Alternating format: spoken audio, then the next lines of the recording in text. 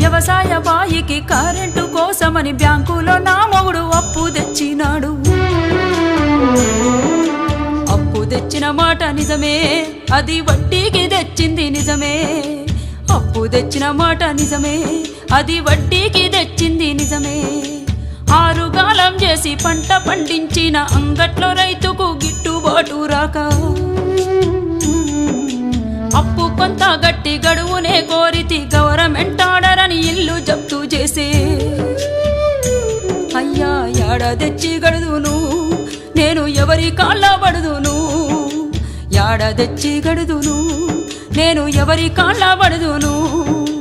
అసలేటి వానల్లో ముసలెట్ల కట్టుకొని మోకాటి బురదలో మడి కట్టు దున్నితే